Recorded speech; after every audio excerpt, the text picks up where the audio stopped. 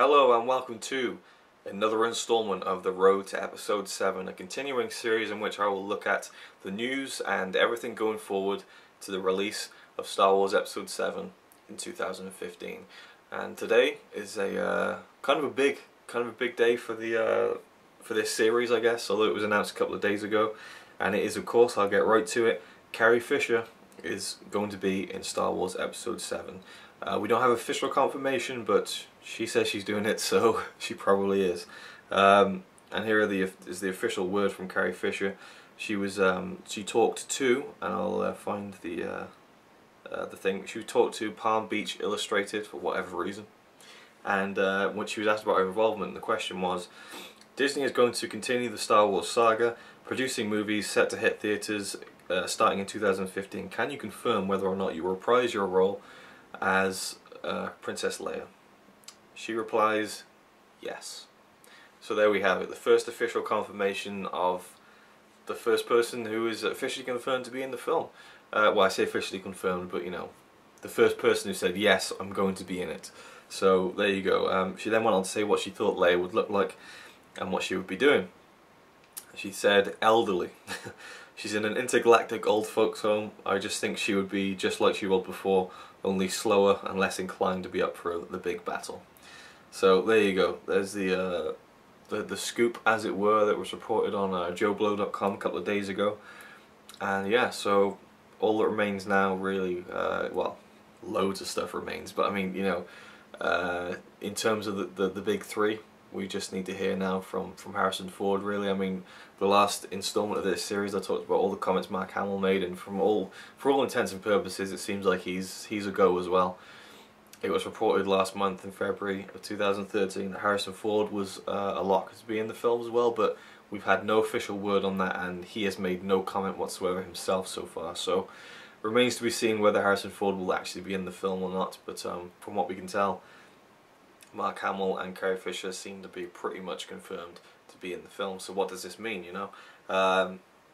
It means, you know, that we're going to see, you know, our childhoods or our earlier life kind of reflected on the screen 30, you know, even almost 40 years, you know, Jesus, almost 40 years after we first saw it. I mean, 2015 is 38 years after the first Star Wars film, so it's crazy, you know, and it's something I never thought I'd see, and I need to stop saying things like that on this series, but yeah, it's just crazy. And people have said that, you know, oh, we don't want to see Carrie Fisher, she's fat and stuff. Same with Mark Hamill, oh, he's fat now and all this, and you know, you need to kind of get over that, I think, honestly, and it's just going to be cool to see, regardless. And you know, Carrie Fisher, yeah, she's put on a lot of weight, she's fluctuated up and down, sometimes she looks like a mess, sometimes you can see some of that former beauty shining through.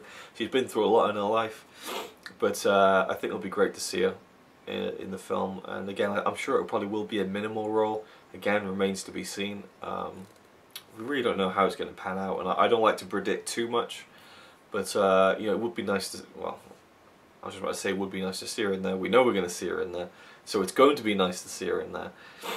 In what capacity yet remains to be seen. So there you go. Carrie Fisher is 99.9% sure to be in Star Wars Episode 7. Big news. And last time I wanted to make a tribute to a late great Star Wars legend, and I did, but I kind of I skated over a lot of things, and I wasn't happy with it, you know. So I wanted to do it and then tell you a bit more about this guy. And he was, of course, Stuart Freeborn. This man was an absolute legend. He was a makeup artist, and he really brought a lot of the Star Wars universe to life, in particular the character of Yoda. Now if you look at a picture of Stuart Freeborn, you kind of think, wow, he is Yoda, you know. And I was first aware of Stuart Freeborn almost 10 years ago when I got the Star Wars trilogy on DVD when they were first released in 2004. And with those DVDs was a 2.5-hour documentary called Empire of Dreams. If you're a Star Wars fan, you owe it to yourself to see this documentary if you haven't already. Try and find it, try and download it, do whatever you can, you know, lie, cheat and steal to get hold of this documentary, because it is an amazing piece of work that I've watched many, many times. I used to go to sleep with it on, you know, and it was just, I loved it. And Stuart Freeborn was interviewed for that documentary, and he talks about how he created Yoda and how he kind of, you know, took elements of, you know, Albert Einstein, and then also features of his own face that he thought looked a bit amusing or kind of were full of character, and you can really see in his face where he kind of put Yoda into it, and it's brilliant, you know. And I think Yoda is just one of the greatest characters of all time. It's definitely one of the most recognizable characters in the world, especially within the Star Wars universe. That goes without saying. And of course, to a certain degree, of course, you can't have Yoda without Frank Oz, who, you know, he brought that character to life, you know, both through the voice acting and the puppeteering that he did on Empire Strikes Back and Return of the Jedi, and then the voice work that he did in the prequels. But Stuart Freeborn created the look of Yoda, and I think it's really, it took those two great artists to come together. I'm not saying they collaborated, but to come together and just kind of, you know, bring that character to life, you know, that was on the page.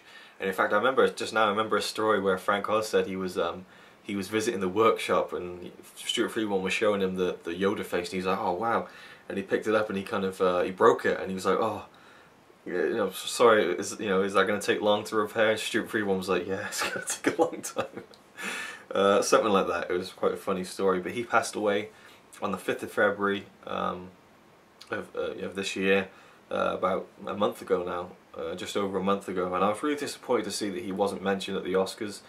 And the Oscars have a kind of a running theme of kind of snubbing certain people or just not including them. I'm not saying it was a conscious decision. I remember a lot of fuss was kicked up a few years ago when Corey Haim wasn't included, but there's no reason. I mean, he was at 98 years old. You know, if he had lived till next year, he would have been 100 years old.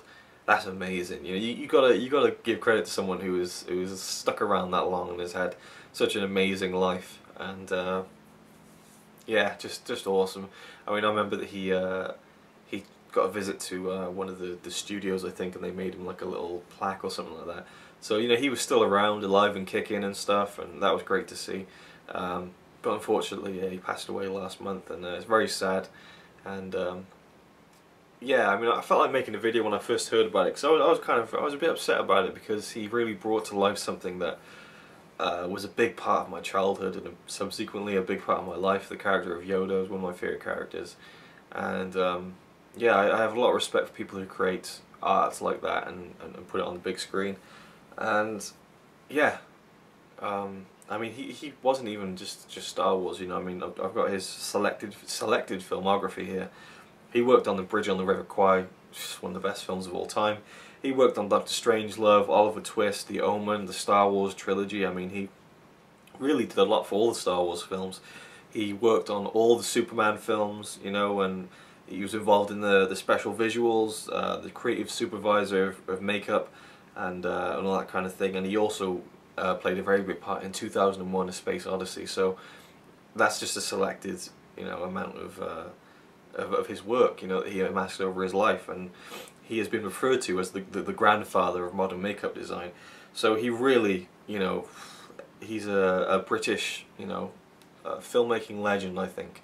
And people like that should have more credit, I think. People who work behind the scenes, and not in kind of the big roles like the directors, you know, where they're kind of, they have to present themselves to the public as well, and they have to be a part of all that kind of thing. But the people who are behind the special effects and the makeup and all that kind of thing, they do not get the credit that they deserve, I feel. And maybe that's because they're not in the public eye as much, I'm not sure.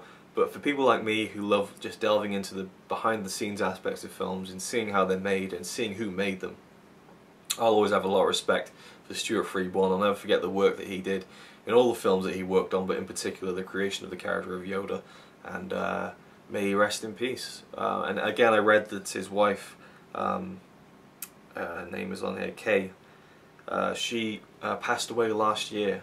And it really, it's really sad to me, because you see it a lot where there's someone who's really old, and one or the other dies, and then not long after the other one dies. It's almost like they can't live without the other, you know. I mean, he lived to be 98. That is just incredible. And I think that I honestly believe that there is something within us that kind of almost chooses our own destiny. I feel that you can hang on to life longer than you need to sometimes if you're with someone that you love. And I honestly feel like, you know, when you lose a loved one and you're that old, you almost do lose the will, I think. I think there's a lot to be said for that. That's just my own beliefs in terms of things. I'm not that spiritual, but I think there is some kind of link there. I don't think it's as black and white as science tells us.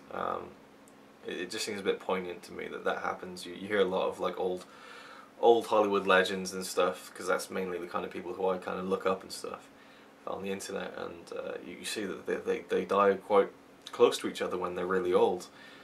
And not just I'm just going to keep going. So I want to talk about it. I remember a very sad quote. I can't remember who gave it, but it was John Lennon and Yoko Ono, and one of them said, "Our greatest fear is to die before the other, and to outlive the other."